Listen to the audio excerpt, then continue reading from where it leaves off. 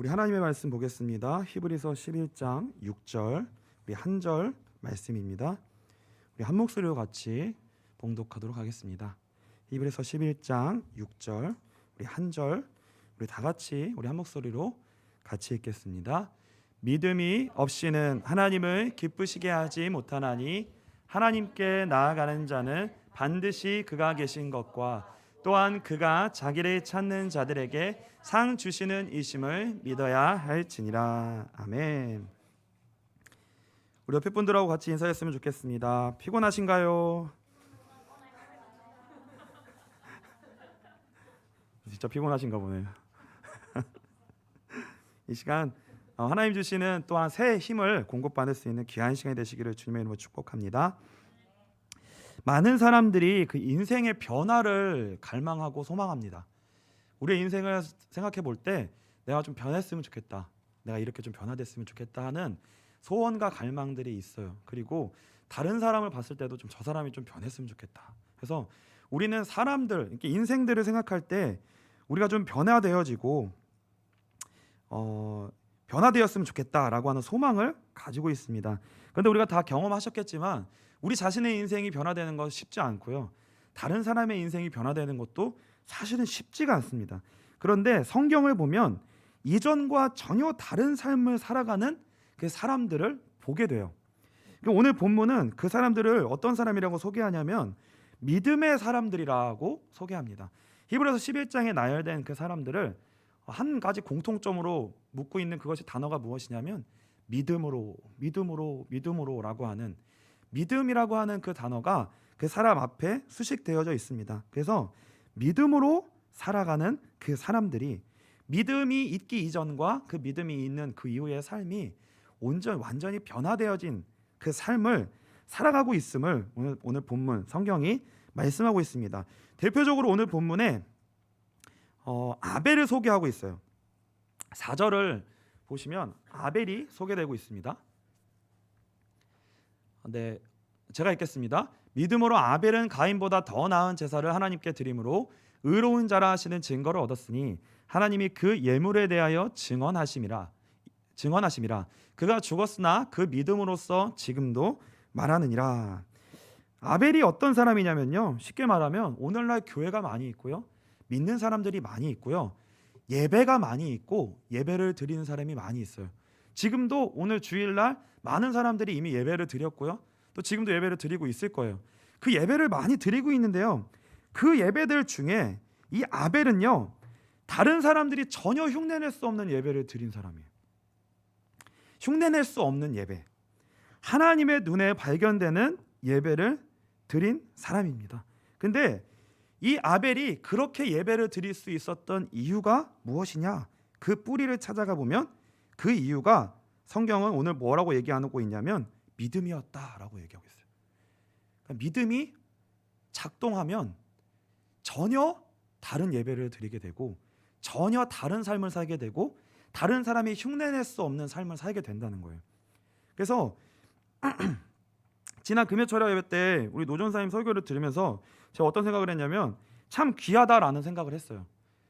우리가 이게 그 노전사님의 고백이지만 그 진짜 날것, 포장이 없는 그 날것 그대로의 고백이거든요. 근데 그게 왜 우리에게도 공감이 되냐면 같은 마음이기 때문에 그래요. 같은 마음이고 그 가운데에서 하나님 앞에 새로운 예배를 드리기 위한, 진짜 예배자가 되기 위한 그 간절함과 그 갈망이 저에게 막 그 전달이 막 되더라고요. 무슨 어떤 바람이 막 불어오는 것처럼 저는 제 뒤에 앉아 있었는데 그게 막 저한테 그 마음이 같이 막 밀려오는 거예요. 그런 마음으로 양산에서 그때 얼마나 간절한 마음으로 예배를 드리셨을까? 그 마음이 이제 전달이 되는 거죠. 하나님이 한 사람의 예배자를 찾으시고 또 그 한 사람의 한 사람을 예배자로 만들어 가시는데 그 과정이요, 만만치가 않아요.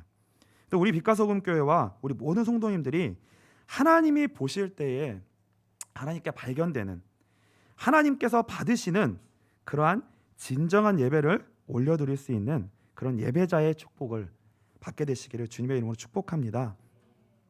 또 5절을 보시면 또 한 사람이 등장을 합니다. 네, 믿음으로 에녹은 죽음을 보지 않고 옮겨졌으니 하나님이 그를 옮기심으로 다시 보이지 아니하였느니라. 그는 옮겨지기 전에 하나님을 기쁘시게 하는 자라 하는 증거를 받았느니라. 5절은 에녹을 소개하고 있습니다. 에녹은 죽음을 보지 않고 옮겨졌다라고 말씀하고 있는데, 그 옮겨지기 전에 이 땅에서 이미 하나님을 기쁘시게 하는 자라는 증거를 얻었다라고 말씀하고 있어요. 근데 이게 어떤 삶을 살았길래, 에녹은 어떠한 인생을 살았길래 하나님이 그 아직 죽음에서 옮겨지기 전에 이미 하나님이 기쁘시게 하는 자라는 증거를 얻었을까? 창세기 5장 21절입니다. 에녹에 대한 설명을 하고 있는데요. 에녹은 65세에 무드셀라를 낳았고, 무드셀라를 낳은 후 300년을 하나님과 동행하며 자녀들을 낳았으며 그는 365세를 살았더라. 에녹이 하나님과 동행하더니 하나님이 그를 데려가심으로 세상에 있지 아니하였더라. 이 창세기 5장 21절에 에녹이 어떤 삶을 살았는지 힌트가 나와 있어요. 이 에녹이 평범하게 65세까지 평범하게 살았습니다. 근데 65세 때 어떤 일이 있었냐면 아들을 무드셀라를 낳게 됐어요. 65세 때. 근데 그 무드셀라를 낳고 난 이후에 갑자기 300년 동안 하나님과 동행하는 삶을 살아요. 갑자기. 그래서 에녹에게 무슨 일이 있었는가? 이 무드셀라를 낳고 나서부터 그렇게 됐거든요. 이 무드셀라의 이름 뜻을 보면 이런 의미가 돼요. 그가 죽으면 심판이 온다라는 뜻이에요. 그가 죽으면 심판이 온다. 그러니까 에녹은 평범하게 살았다가 65년을 평범하게 살았다가 갑자기 어느 날 그가 죽으면 심판이 온다라고 하는 하나님의 경고하심을 어느 날 받게 된 거예요. 그러니까 무드셀라를 낳고 나서부터 300년 동안 어떤 삶을 사냐면요, 이런 삶을 사는 거예요. 하나님 앞으로 있을 심판을 두려워하면서 종말적인 신앙을 갖게 되는 거예요. 항상 그 심판을 염두에 둔 삶을 사는 거예요. 그러니까 우리가 어떠한 이유와 목적과 어떠한 동기가 있으면요, 우리의 삶의 방향과 내용과 질이 완전히 달라지거든요. 근데 완전히 달라진 거예요. 이 에녹이 이전 65세 이전의 삶과 그 이후의 삶이 완전히 가르는 그 이유가 뭐였냐면 어느 날 경고를 받은 거예요. 그게 뭐냐면 홍수 심판이거든요. 홍수 심판. 무드셀라가 969세 제일 긴 나이를 살았는데 실제로 어느 해에 죽었냐면 홍수가 나는 해에 죽었어요. 무드셀라가 죽은 이후에 올 그 홍수의 심판을 에녹은 이미 먼저 하나님께 경고하심을 받은 거예요. 어느 날. 근데 이게 그 삶이, 히브리서는 그 삶을 하나님을 기쁘시게 하는 자로 인정받는 삶을 살았다. 이미 그렇게 말하고 있어요. 근데 그것을 성경은 뭐라고 얘기하고 있냐면 믿음이었다. 이렇게 고백하고 있습니다. 또 어디에 이 증거가 나오냐면요, 유다서 1장 14절 15절에 기록되어져 있습니다. 아담의 7대손 에녹이 이 사람들에 대하여도 예언하여 이르되 보라, 주께서 그 수만의 거룩한 자와 함께 임하셨나니 이는 무사람을 심판하사 모든 경건하지 않은 자가 경건하지 않게 행한 모든 경건하지 않은 일과 또 경건하지 않은 죄인들이 주를 거슬러 한 모든 완악한 말로 말미암아 그들을 정죄하려 하심이라 하였느니라. 분명히 에녹의 삶이 어떠한 삶이었는지를 기록하고 있는 거예요.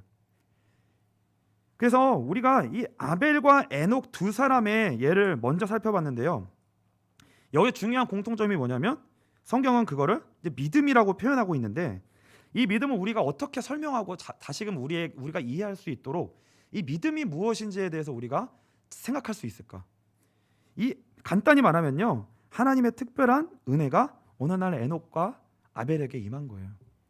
어느 날 임한 겁니다. 하나님의 불강력적인 찾아오심과 개입이 어느 날 그들의 인생 속에 일어난 거예요. 평범하게 살아가던 인생 속에 어느 날 하나님의 개입하시고 불강력적인 찾아오심이 있었던 거예요. 그런데 그 하나님의 개입이 시작되고 나서부터 아벨과 에녹은요, 이전과 똑같은 삶을 살 수가 없는 거예요. 전혀 다른 삶을 향하여 나아갈 수밖에 없었던 거예요. 그래서 성경이 이거를 증언하고 있는 것입니다. 그러니까 믿음이라는 것은 다른 말로 설명할 길이 없다는 거예요. 어떠한 말로 확정할 수 없고 설명할 수 없는데, 다만 무엇을 알 수 있냐면 이들의 삶은 사람으로부터 시작된 삶이 아니었다. 우리로부터 말미암은 삶이 아니었다. 아벨이 그 예배를 드렸던 것은 아벨 자신으로부터 말미암은 것이 아니었다. 에녹이 그런 삶을 살았던 것은 에녹으로 말미암은 것이 아니었다. 오직 하나님께로부터 말미암은 그 무엇이 이들에게 원인으로 작용했다는 거예요. 그것을 성경은 믿음이라고 표현하고 있는 겁니다. 그래서 오늘 성경 본문 6절은 이렇게 말씀하고 있습니다. 우리 한 목소리로 같이 한번 읽어보겠습니다.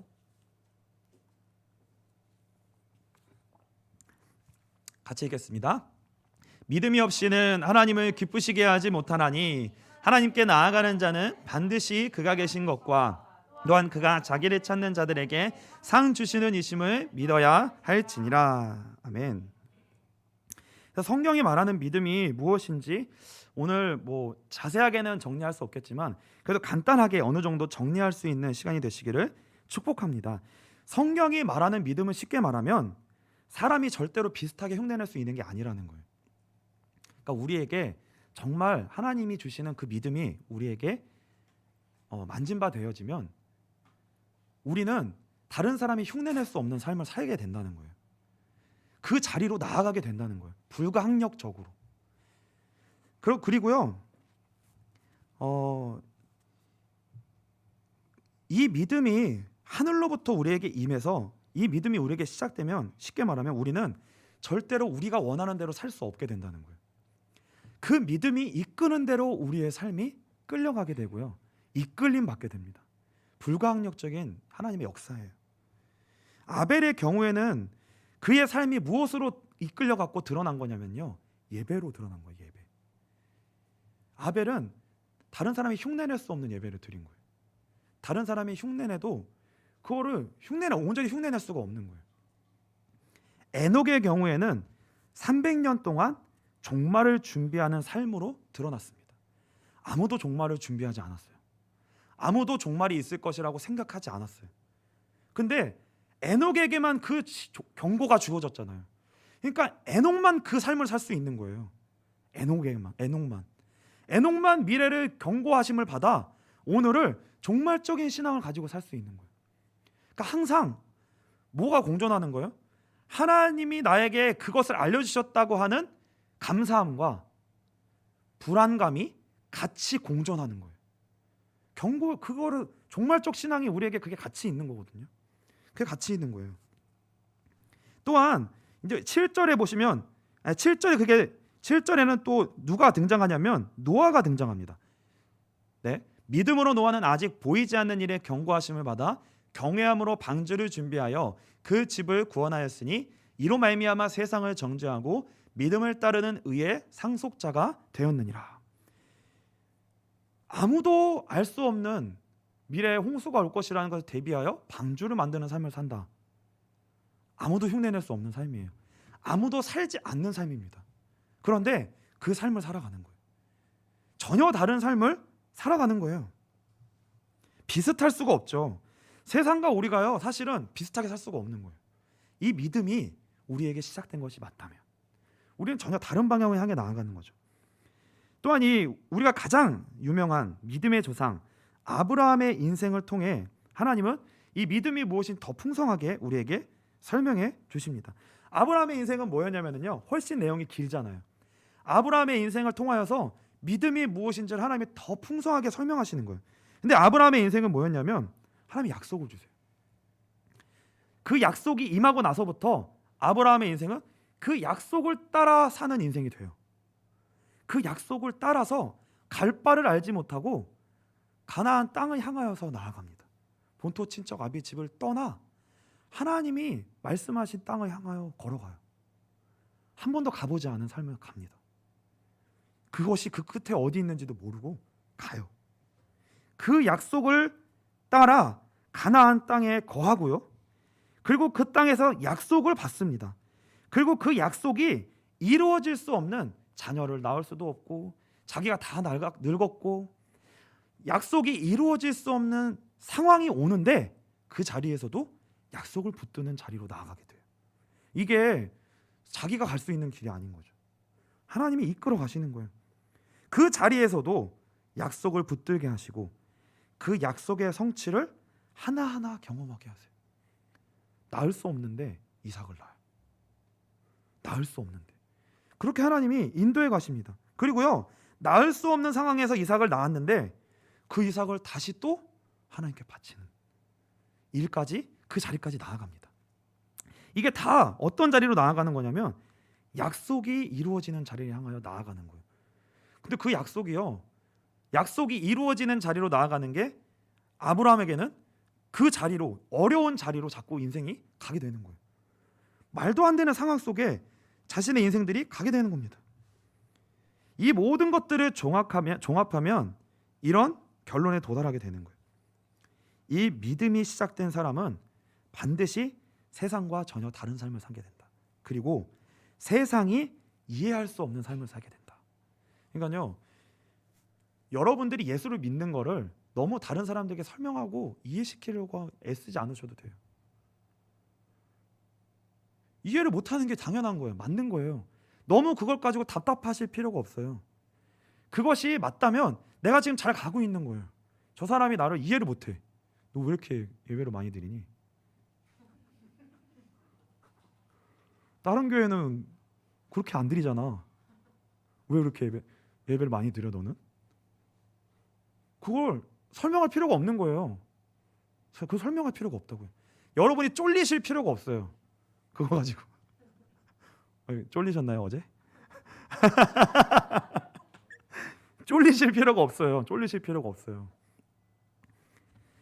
그리고요, 무엇이 다르냐면 세상에서는 절대 이루어질 수 없는 일이 이들의 인생 속에 열매 맺게 됩니다. 이들의 인생 속에 열매 맺게 돼요. 그게 결과예요. 결과. 그게 하나님의 계획과 뜻이 반드시 이들의 인생을 통하여 이루어지게 됩니다. 그 자리를 향하여 우리가 나아가게 되는 거예요. 그렇다면요, 저와 여러분이 이 하나님의 말씀 앞에서, 오늘 본문 앞에서 우리가 확인하고 넘어가야 할 것이 있습니다. 이 믿음이 저와 여러분에게 시작됐느냐예요. 이 믿음이 저와 여러분에게 시작됐느냐, 이걸 먼저 우리가 살펴봐야 돼요. 고민을 해봐야 됩니다. 나에게 만일 이 믿음의 시작이 하나님으로 말미암는 불가항력적인 개입과 그 하나님의 통치가 우리에게 시작이 됐는가, 이것이 만일 시작이 안 된 것 같다면 여러분들이랑 빛과 소금 교회 예배에 지속적으로 참여하시면 돼요. 지속적으로 참여하시면요, 반드시 하나님의 그 은혜가 임하는 날이 올 거예요. 반드시 그 은혜가 임하는 날이 올 것입니다. 반드시 그 말씀이 들려지는 날이 있을 거예요.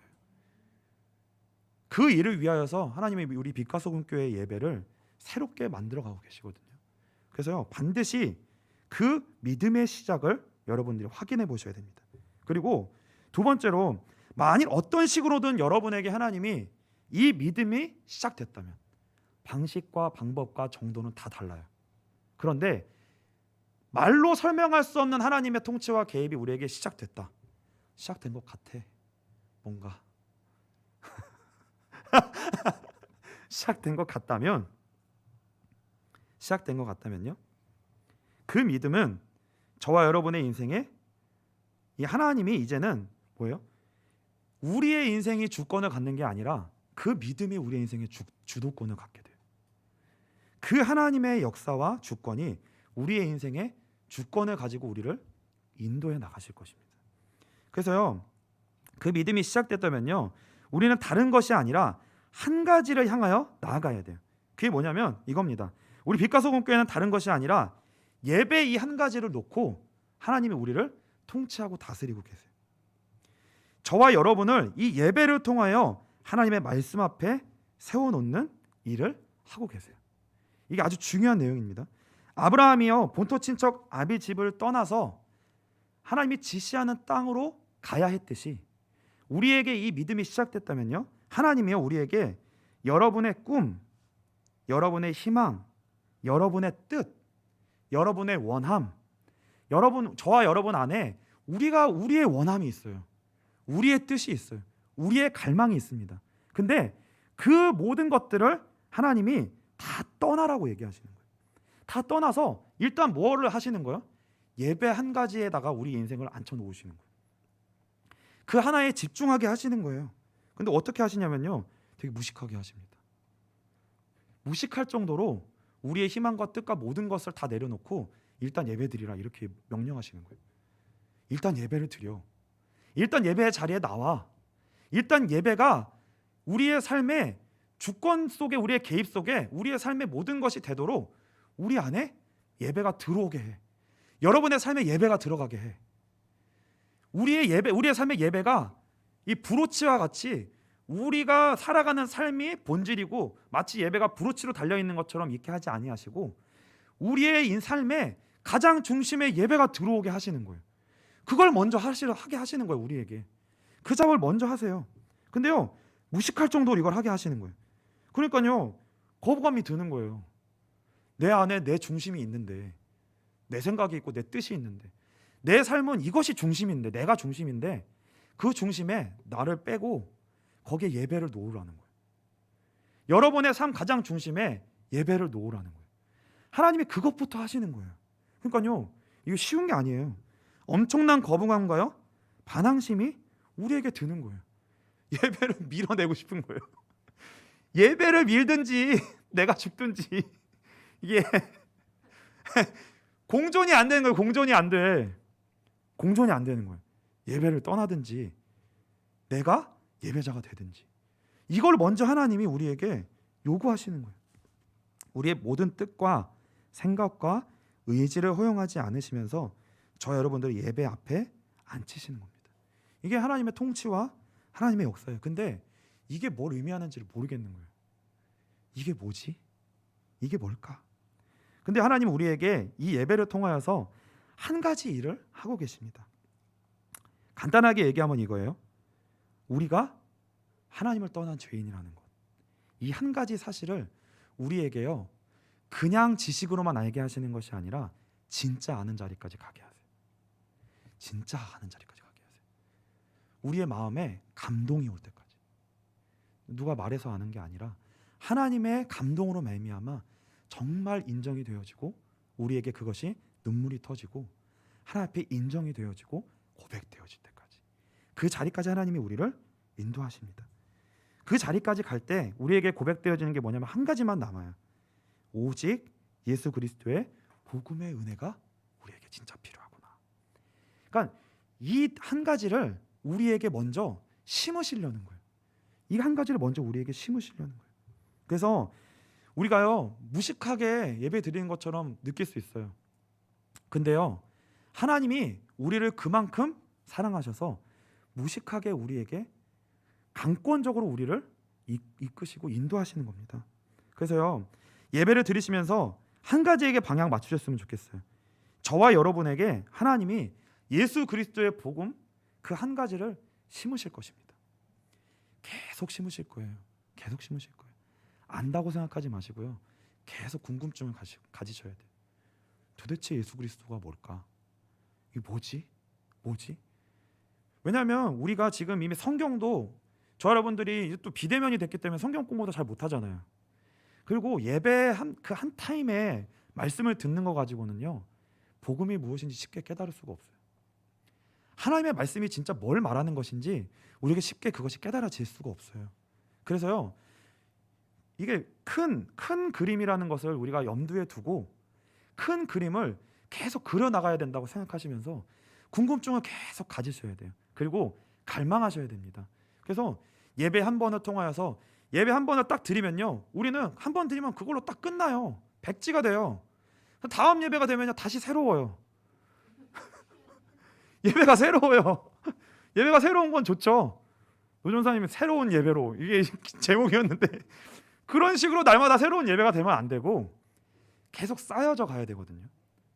예수 그리스도에 대한 복음이 계속 깊이와 넓이를 더하여 그걸 향하여 나아가야 돼요. 그리고 죄인이라는 것이 무엇인지도 날이 가면 갈수록 그것을 깨닫는 깊이와 강도가 달라져야 돼요. 계속 달라져야 돼요. 계속 달라져야 됩니다. 그러니까 그것을 향하여서요, 이 안테나를 계속 세워놓고 있어야 됩니다.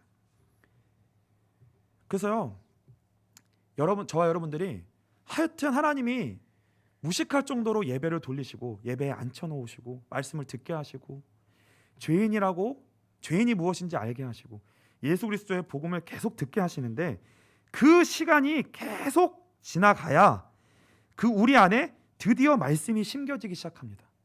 말씀이 그래야지만 심겨지기 시작해요. 그래야지만 그때부터 저와 여러분에게 그리스도 안에서 하나님이 여러분을 향한 구체적인 계획이 발견되기 시작해요. 구체적인 계획이 발견되기 시작해요. 저 여러분이 예배를 드리고 내가 은혜는 받고 하나님의 자녀인 거는 맞는데, 사실 내가 지금 뭘 해야 되는지, 어떻게 살아야 되는지, 구체적으로 지금 하나님이 나에게 원하시는 것이 뭔지, 계획이 뭔지요? 불투명해요. 다 이 투명한 안개처럼 불투명합니다. 이게 불투명해요. 그런데요, 여러분이 한번 이 예배를 잘 따라가 보세요. 계속 한번 따라가 보세요. 다른 것 아니라 예수 그리스도가 나에게 심겨지는 그때까지 한번 쭉 따라가 보세요. 예수 그리스도가 진짜 우리에게 딱 심겨지고 나면 그때부터 우리의 인생에 구체적인 길이, 구체적인 뜻이 하나하나 발견되고요, 풀려나가고 그때가 시작되기 시작합니다. 그렇게 시작돼요. 저와 여러분의 인생 속에 하나님의 뜻이 그렇게 이루어지기 시작할 것입니다. 그래서요, 조급하지 마시고요, 지금 잘 안 돼도 괜찮고요, 뭐가 안 보여도 괜찮아요, 뭐가 잘 되지 않는 것 같아도 괜찮습니다. 계속해서 예배 앞으로 나오시고요, 하나님의 말씀이 더 이상 나에게 떠나지 않을 만큼 심겨질 때까지 그 한 가지를요 목표로 삼으세요. 주여 하나님, 매번의 예배가 그 하나님이 나에게 하고자 하시는 그 복음의 뿌리가 나의 인생 속에 심겨지는 그 일이 나의 소원이 되게 하여 주시옵소서. 나의 소원이 되게 하여 주시옵소서. 내 소망은 그 전에는 그 어떤 소망도 갖지 않겠습니다. 그리스도 안에서 주시는 그 인생이 나의 진짜 소망입니다. 그래서 그 뜻, 아벨에게는 예배로 나타났습니다. 아브라함에게는 약속을 따라가는 것으로 나타났어요. 에녹은 경고하심을 받는 것으로 나타났어요. 빛과 소금 교회는 일단 예배입니다. 근데 그 예배가 구체적으로 저와 여러분들에게 어떠한 것으로 열매 맺고 방향 맺어질지는 감춰져 있어요. 감춰져 있어요. 근데 반드시 그것을 드러내실 것입니다. 그래서 그 뜻을 향하여 오늘도 다시금 일어나서 나아갈 수 있게 되시는, 그 믿음을 향하여 나아갈 수 있게 되시는 이번 한 주간 되시기를 주님의 이름으로 축복합니다. 우리 시간